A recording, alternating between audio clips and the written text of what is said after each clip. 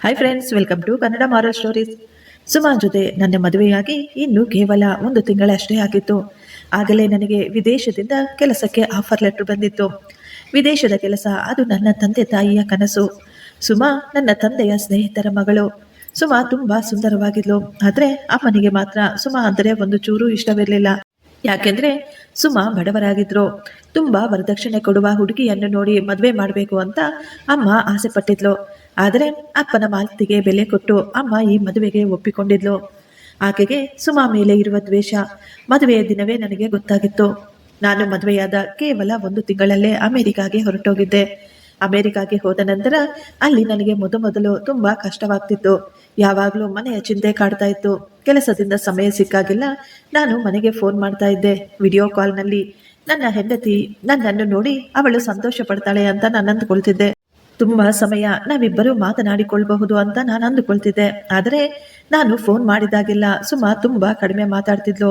ಅವಳು ವಿಡಿಯೋದಲ್ಲಿ ನನಗೆ ಕಾಣಿಸ್ತಾ ಇದ್ಲು, ಆದರೆ ಅವಳು ಯಾರನ್ನೋ ನೋಡುತ್ತಾ ಮಾತನಾಡ್ತಾ ಇದ್ಲು. ಸುಮಾ, ಹೇಗಿದ್ದೀಯಾ? ಮನೆಯಲ್ಲಿ ಎಲ್ಲರೂ ಚೆನ್ನಾಗಿದ್ದಾರೆ ತಾನೆ ಎಂದು ನಾನು ಎಷ್ಟೋ ಪ್ರೀತಿಯಿಂದ ಕೇಳ್ತಾ ಇದ್ದೆ. ಆದರೆ ಸುಮಾ ಮಾತ್ರ ಹೇಳ್ತಿದ್ಲು, ಇಲ್ಲಿ ಎಲ್ಲರೂ ಚೆನ್ನಾಗಿದ್ದಾರೆ, ನನಗೆ ಸ್ವಲ್ಪ ಹುಷಾರಿಲ್ಲ, ನಾನು ಬೇಗ ಮಲಗಬೇಕು ಅಂತ. ಅವಳು ನನ್ನನ್ನು ನೋಡಿ ಮಾತನಾಡ್ತಾನೆ ಇರಲಿಲ್ಲ. ನಾನು ಅಂದುಕೊಳ್ತಿದ್ದೆ ಸುಮಾ ನಾಚಿಕೆ ಪಟ್ಕೊಳ್ತಾ ಇರ್ಬೋದು ಅಂತ ನಾನು ಅಂದುಕೊಳ್ತಿದ್ದೆ. ಅದಕ್ಕಾಗಿಯೇ ಮನೆಯಲ್ಲಿ ನಿನ್ನನ್ನು ಎಲ್ಲರೂ ಚೆನ್ನಾಗಿ ನೋಡ್ಕೊಳ್ತಿದ್ದಾರೆ ತಾನೆ, ನಿನಗೆ ಅಲ್ಲಿ ಏನು ತೊಂದರೆ ಇಲ್ವಲ್ಲ ಅಂತ ನಾನು ಕೇಳ್ತಾ ಇದ್ದೆ. ಇಲ್ಲ ಇಲ್ಲ, ಎಲ್ಲರೂ ನನ್ನನ್ನು ತುಂಬಾ ಚೆನ್ನಾಗಿ ನೋಡ್ಕೊಳ್ತಾರೆ, ನೀವು ಟೆನ್ಷನ್ ಮಾಡ್ಕೋಬೇಡಿ, ನಾನು ಮಲಗಬೇಕು, ನನಗೆ ತುಂಬಾ ಹೊತ್ತು ಮಾತನಾಡಲು ಕಷ್ಟವಾಗ್ತಾ ಇದೆ, ತಲೆನೋವು ಬೇರೆ ಬರ್ತಾ ಇದೆ ಅಂತ ಅವಳು ಫೋನ್ ಕಟ್ ಮಾಡಲು ಪ್ರಯತ್ನಿಸ್ತಾ ಇದ್ಲು. ಒಮ್ಮೊಮ್ಮೆ ಸುಮಾಳ ಈ ವರ್ತನೆಯಿಂದ ನನಗೆ ತುಂಬಾ ಕೋಪ ಬರ್ತಿತ್ತು. ನಾನು ಬೇಜಾರು ಮಾಡ್ಕೊಳ್ತಾ ಇದ್ದೆ. ಇಲ್ಲಿ ನಾನು ಕೆಲಸ ಮಾಡಿ ಮಾಡಿ ಸುಸ್ತಾಗ್ಬಿಟ್ಟಿರ್ತೀನಿ.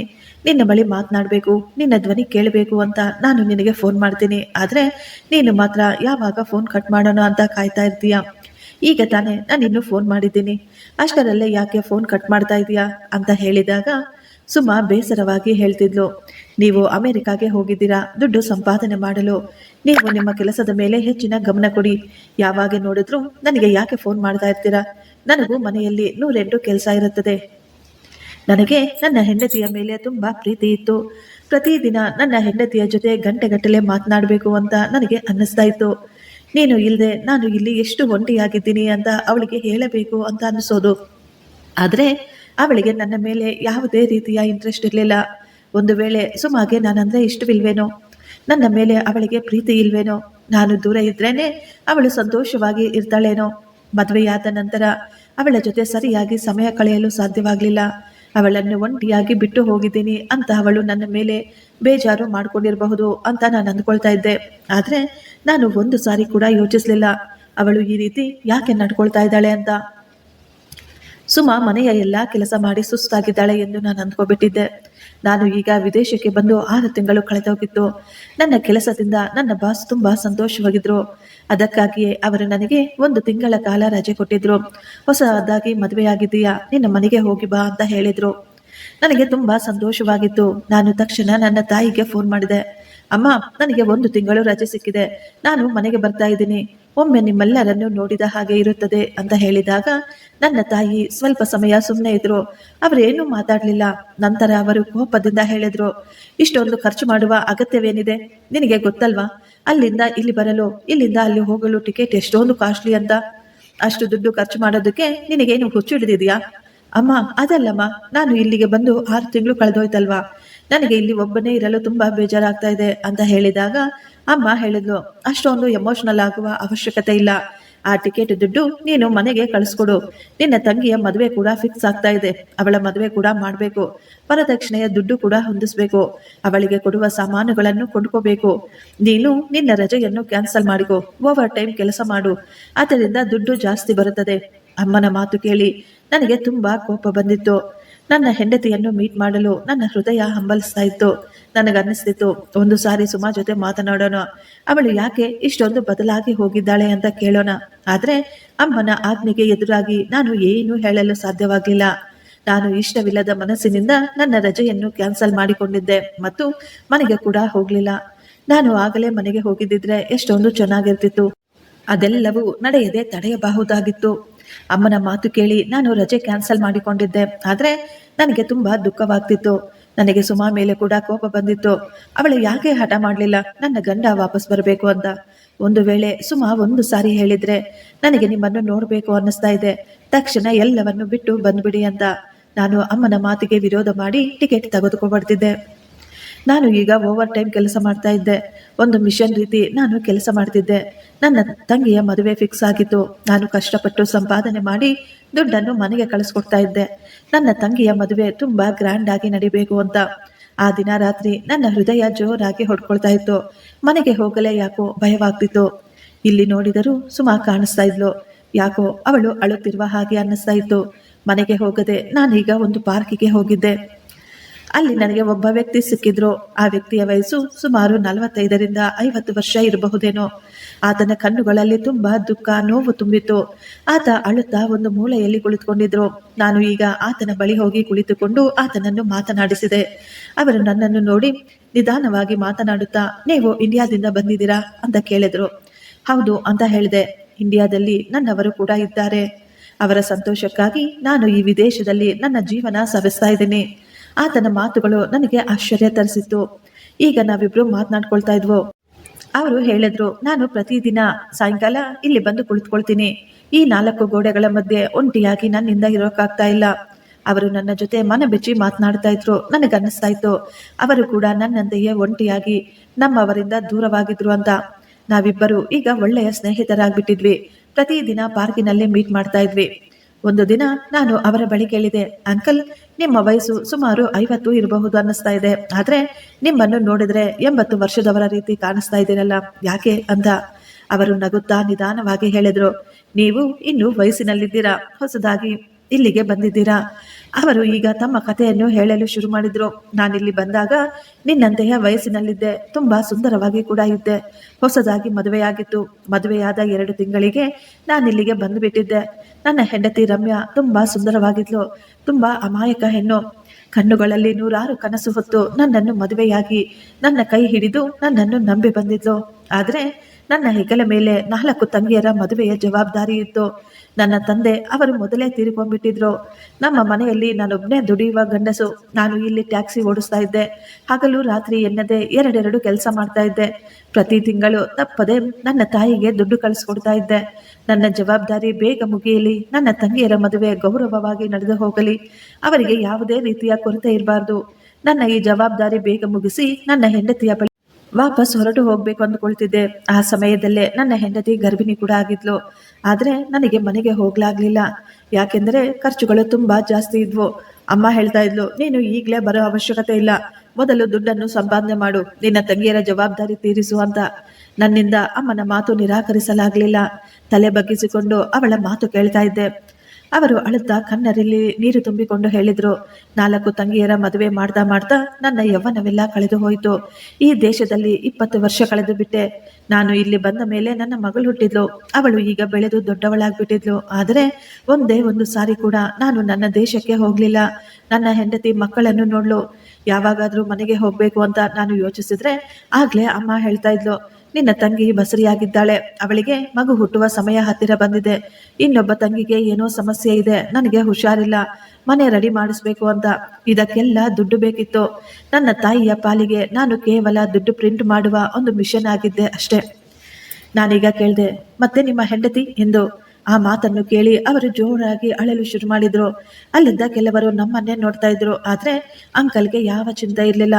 ಅವರು ಅಳ್ತಾನೆ ಹೇಳಿದ್ರು, ನನ್ನ ಹೆಂಡತಿ, ಅವಳು ನನಗಾಗಿ ಕಾಯುತ್ತಾ ಕಾಯುತ್ತಾ 20 ವರ್ಷ ಅವಳು ಒಂದೇ ಒಂದು ಮಾತು ಕೂಡ ಹೇಳಲಿಲ್ಲ. 20 ವರ್ಷದ ನಂತರ ನಾನು ಎಲ್ಲಾ ಜವಾಬ್ದಾರಿಗಳನ್ನು ಮುಗಿಸಿಕೊಂಡು ವಾಪಸ್ ಹೋದಾಗ ನನ್ನ ಹೆಂಡತಿ ನನಗೆ ಸಿಗಲಿಲ್ಲ. ಆ ಮಾತು ಕೇಳಿ ನನಗೆ ಶಾಕ್ ಆಗಿತ್ತು. ಆಕೆ ಎಲ್ಲಿ ಹೋಗಿದ್ಲು ಅಂತ ನಾನು ಕೇಳ್ಬಿಟ್ಟೆ. ಅವರು ಅಳುತ್ತಾ ಹೇಳಿದ್ರು, ನನ್ನ ಹೆಂಡತಿ ಸ್ಮಶಾನಕ್ಕೆ ಹೊರಟೋದ್ಲು, ನನ್ನನ್ನು ಇಲ್ಲಿ ಒಂಟಿಯಾಗಿ ಬಿಟ್ಟು. ನಾನು ಊರಿಗೆ ಹೋಗುವುದಕ್ಕಿಂತ 2 ತಿಂಗಳ ಮೊದಲೇ ಅವಳು ನನಗಾಗಿ ಕಾದು ಕಾದು ಸತ್ತು ಹೋಗಿದ್ಲು. ನಾನು ನನ್ನ ಹೆಂಡತಿಯನ್ನು ಕೊನೆ ಬಾರಿ ನೋಡಲು ಆಗಲಿಲ್ಲ. ನಿನಗೆ ಗೊತ್ತಾ ಎಲ್ಲದಕ್ಕಿಂತ ದುಃಖಕರವಾದ ಮಾತು ಏನು ಅಂತ? ಯಾವ ತಂಗಿಗಾಗಿ ನಾನು 20 ವರ್ಷ ನನ್ನ ಜೀವನವನ್ನು, ನನ್ನ ಸರ್ವಸ್ವವನ್ನು ತ್ಯಾಗ ಮಾಡಿದೆನೋ, ಯಾರ ಮದುವೆಗಾಗಿ ನಾನು ನನ್ನ ಹೆಂಡತಿಯನ್ನು ಬಿಟ್ಟು ಇಷ್ಟು ದೂರ ಬಂದಿದ್ನೋ, ಆ ನನ್ನ ತಂಗಿಯರು ಮತ್ತು ನನ್ನ ತಾಯಿ ನನ್ನ ಹೆಂಡತಿಯನ್ನು ಕೆಲಸದವಳನ್ನಾಗಿ ಮಾಡಿಬಿಟ್ಟಿದ್ರು. ಈ ಮಾತು ಕೇಳಿ ನಾನು ಶಾಕ್ ಆಗ್ಬಿಟ್ಟಿದ್ದೆ. ನಾನು ಆಶ್ಚರ್ಯದಿಂದ ಕೇಳಿದೆ, ಆಕೆ ನಿಮ್ಮ ಹೆಂಡತಿ ಅಲ್ವಾ? ನಿಮ್ಮ ತಾಯಿ ಮತ್ತು ತಂಗಿಯರು ಆಕೆಯನ್ನು ಕೆಲಸದವಳಾಗಿ ಯಾಕೆ ಆ ರೀತಿ ಹೇಗೆ ಮಾಡಲು ಸಾಧ್ಯ ಅಂತ ಅಂಕಲ್ ಕಣ್ಣೀರು ಒರೆಸಿಕೊಳ್ಳುತ್ತಾ ಹೇಳಿದ್ರು. ಇದೆಲ್ಲ ದುಡ್ಡಿನ ಮಹಿಮೆ. ದುಡ್ಡು ಮನುಷ್ಯನನ್ನು ಕುರುಡನನ್ನಾಗಿ ಮಾಡಿಬಿಡುತ್ತೆ. ಅವರು ಅಂದುಕೊಂಡಿದ್ರು, ನಮ್ಮ ಮಗ ಎಲ್ಲೋ ವಿದೇಶದಲ್ಲಿದ್ದಾನೆ, ಅವನು ನಮಗಾಗಿ ದುಡ್ಡು ಕಳಿಸ್ತಾ ಇದ್ದಾನೆ, ಅವನಿಗೆ ಏನು ಗೊತ್ತು ಮನೆಯಲ್ಲಿ ಏನು ನಡೀತಾ ಇದೆ ಅಂತ, ನಾವು ಮಾಡೋ ಕೆಲಸ ಅವನಿಗೆ ಗೊತ್ತಾಗಲ್ಲ ಅಂದುಕೊಂಡಿದ್ರು ಅವರು. ನಾನು ಫೋನ್ ಮಾಡಿದಾಗಲ್ಲ ಅಮ್ಮ ಹೇಳ್ತಾ ಇದ್ಲು, ಸೊಸೆ ತುಂಬಾ ಸಂತೋಷವಾಗಿದ್ದಾಳೆ ಅಂತ. ನಾನು ಕೂಡ ಅಮ್ಮನ ಮಾತು ನಂಬುತ್ತಾ ಇದ್ದೆ. ಆದ್ರೆ ಸತ್ಯ ಬೇರೆಯದ್ದಾಗಿತ್ತು. ಅವರ ನಿಜ ಕ್ರೂರತ್ವ ಅವರುಗಳು ನನ್ನ ಮಗಳ ಮೇಲೆ ಕೂಡ ತೋರಿಸಿದ್ರು. ಅವಳ ಧ್ವನಿ ಈ ದಿನ ಕೂಡ ನನ್ನ ಕಿವಿಯಲ್ಲಿ ಗುಯಿ ಅಂತ ಕೇಳಿಸುತ್ತೆ. ಅವಳು ಆ ದುಃಖ ಕಣ್ಣೀರು ನನ್ನ ಹೃದಯವನ್ನು ಚೂರು ಚೂರು ಮಾಡಿತ್ತು. ನನ್ನ ಮಗಳು ಹುಟ್ಟಿದಾಗಿಂದ ಅವಳ ಮುಖ ಕೂಡ ನಾನು ನೋಡಿರ್ಲಿಲ್ಲ. ಅವಳು ಈಗ ದೊಡ್ಡವಳಾಗ್ಬಿಟ್ಟಿದ್ಲು. ನಾನು ಎಷ್ಟೋ ಆಸೆಯಿಂದ ಊರಿಗೆ ಹೋಗಿ ನನ್ನ ಮಗಳಿಗೆ ಒಳ್ಳೆಯ ಸಂಬಂಧ ನೋಡಿ ಅದ್ದೂರಿಯಾಗಿ ಮದುವೆ ಮಾಡಬೇಕು ಅಂದ್ಕೊಂಡಿದ್ದೆ. ನನಗೆ 4 ಜನ ತಂಗಿಯರಿದ್ದಾರೆ. ಅವರು ಮತ್ತು ಅವರ ಮಕ್ಕಳ ಜವಾಬ್ದಾರಿ ನಾನು ಕಳಿಸಿದ ದುಡ್ಡಿನಿಂದಲೇ ತೀರಿತ್ತು. ಅವರ ಮಕ್ಕಳು ಒಳ್ಳೆಯ ಸ್ಕೂಲ್ನಲ್ಲಿ ಓದ್ತಾ ಇದ್ರು, ಒಳ್ಳೆಯ ಬಟ್ಟೆಗಳನ್ನು ಧರಿಸ್ತಾ ಇದ್ರು. ಯಾರಾದರೂ ಒಬ್ಬ ತಂಗಿ ನನ್ನ ಮಗಳಿಗಾಗಿ ಒಳ್ಳೆಯ ಸಂಬಂಧ ತರ್ತಾಳೆ ಅಂತ ನನ್ನ ಆಸೆ. ಯಾಕೆಂದ್ರೆ ಅಲ್ಲಿ ಎಲ್ಲರೂ ಅವರಿಗೆ ಗೊತ್ತಿರುವವರೇ. ನಾನು ತುಂಬಾ ವರ್ಷದ ಮೊದಲೇ ಊರು ಬಿಟ್ಟು ಇಲ್ಲಿ ಬಂದು ಜೀವಿಸ್ತಾ ಇದ್ದೀನಲ್ವಾ. ನನಗೆ ಈಗ ಅಲ್ಲಿ ಯಾರೂ ಪರಿಚಯದವರಿರಲಿಲ್ಲ. ಎಷ್ಟಾದರೂ ಅವರು ನನ್ನ ತಂಗಿಯರೇ ಅಲ್ವಾ ಅಂತ ನಾನು ಅಂದುಕೊಂಡಿದ್ದೆ ಎಂದು ಹೇಳುತ್ತಾ ಅವರು ಸುಮ್ಮನೆ ಆಗ್ಬಿಟ್ಟಿದ್ರು. ಅವರ ಬಾಯಿಂದ ಮಾತೇ ಬರ್ತಾ ಇರಲಿಲ್ಲ. ನನ್ನ ಹೆಂಡತಿ ಸತ್ತ ಮೇಲೆ ನಾನು ವಾಪಸ್ ಹೋದ ನಂತರ ನನ್ನ ಮಗಳ ಮದುವೆಯ ಬಗ್ಗೆ ನನ್ನ ತಂಗಿಯರ ಜೊತೆ ಮಾತನಾಡಿದೆ. ಆಗ ನನ್ನ ಸ್ವಂತ ತಂಗಿಯರೇ ನನ್ನ ಜೊತೆ ನಿಂತುಕೊಳ್ಳುವ ಬದಲು ಅವರು ಮುಖ ತಿರುಗಿಸಿಕೊಂಡ್ಬಿಟ್ಟಿದ್ರು. ಅವರು ಹೇಳ್ತಾ ಇದ್ರು, ಅಣ್ಣ, ನಿನ್ನ ಮಗಳು ಅವಳು ನೋಡಲು ಅಷ್ಟೊಂದು ಸುಂದರವಾಗಿಲ್ಲ, ಅವಳಿಗೆ ಪ್ರಪಂಚ ಜ್ಞಾನವೇ ಗೊತ್ತಿಲ್ಲ. ಈ ಕಾಲದ ಹೆಣ್ಣು ಮಕ್ಕಳು ಇರುವಂತೆ ಅವಳಿಗೆ ಇರಲು ಕೂಡ ಬರೋದಿಲ್ಲ. ಅವಳಿಗೆ ವಿದ್ಯೆ ಕೂಡ ತಲೆಗೆ ಹತ್ತಲಿಲ್ಲ. ನಮ್ಮ ಪರಿಚಯದವರ ಬಳಿ ನಾವು ನಿಮ್ಮ ಮಗಳ ಮದುವೆಯ ಬಗ್ಗೆ ಮಾತನಾಡಲು ಸಾಧ್ಯವೇ ಇಲ್ಲ. ಒಂದು ವೇಳೆ ನಾವು ಆ ರೀತಿ ಕೇಳಿದ್ರೆ ನಮ್ಗೆಷ್ಟೋ ಅವಮಾನವಾಗುತ್ತೋ ಗೊತ್ತಾ ಅಂತ ಅವರು ನನಗೇ ಹೇಳಿದ್ರು. ಇವರೆಲ್ಲರೂ ನನ್ನ ಅದೇ ತಂಗಿಯರು, ನನ್ನ ದುಡ್ಡಿನ ಮೇಲೆ ಬದುಕು ಕಟ್ಟಿಕೊಂಡವರು. ನನ್ನ ಮಗಳನ್ನು ಕೆಟ್ಟದಾಗಿ ಮಾತನಾಡ್ತಾ ಇದ್ರು. ಆತನ ಮಾತು ಕೇಳಿ ನನಗೆ ತುಂಬಾ ಕೋಪ ಬರ್ತಿತ್ತು. ಆತನ ಕತೆ ಯಾವ ಹಾರರ್ ಫಿಲಂಗೂ ಕಡಿಮೆ ಇರಲಿಲ್ಲ. ನನ್ನ ಮಗಳ ಪರಿಸ್ಥಿತಿ ಕೂಡ ಯಾವುದೇ ಕೆಲಸದವಳಿಗಿಂತ ಕಡಿಮೆ ಇರಲಿಲ್ಲ. ನನ್ನ ಮಗಳು ಹುಟ್ಟಿದಾಗಿನಿಂದ ಒಂದೇ ಒಂದು ಹೊಸ ಬಟ್ಟೆಯನ್ನು ಹಾಕಿಕೊಂಡಿಲ್ವಂತೆ. ತಂಗಿಯರ ಮಕ್ಕಳು ಧರಿಸುತ್ತಿದ್ದ ಬಟ್ಟೆಗಳನ್ನು ಅವರು ಬಿಟ್ಟ ನಂತರ ಆ ಬಟ್ಟೆಗಳನ್ನೇ ನನ್ನ ಮಗಳು ಹಾಕಿಕೊಳ್ಬೇಕಿತ್ತಂತೆ. ನನ್ನ ಮಗಳು ಅವಳ ತುಂಬಾ ಅಮಾಯಕಳು. ಅವಳಿಗೆ ಅಲ್ಲಿ ಯಾರೂ ಇರಲಿಲ್ಲ. ತನ್ನ ತಾಯಿಯ ಪರಿಸ್ಥಿತಿ, ತಂದೆಯ ನಿಸ್ಸಹಾಯಕತೆ ಅವಳಿಂದ ಅರಗಿಸಿಕೊಳ್ಳಲು ಆಗಲಿಲ್ಲ. ನಾನು ನನ್ನ ಹೆಂಡತಿಯ ಸಾವಿನ ದುಃಖದಿಂದ ಇನ್ನೂ ಹೊರಬಂದಿರಲಿಲ್ಲ. ಕೇವಲ 2 ತಿಂಗಳಲ್ಲಿ ನನ್ನ ಮಗಳು ಕೂಡ ಕೊರಗಿ ಸತ್ತು ಹೋಗಿದ್ಲು. ಡಾಕ್ಟರ್ ಹೇಳಿದ್ರು, ಅವಳಿಗೆ ಸರಿಯಾದ ಊಟ ಪೋಷಣೆ ಸಿಗದೆ ಅವಳ ಶರೀರ ತುಂಬಾ ವೀಕ್ ಆಗ್ಬಿಟ್ಟಿದೆ ಅಂತ.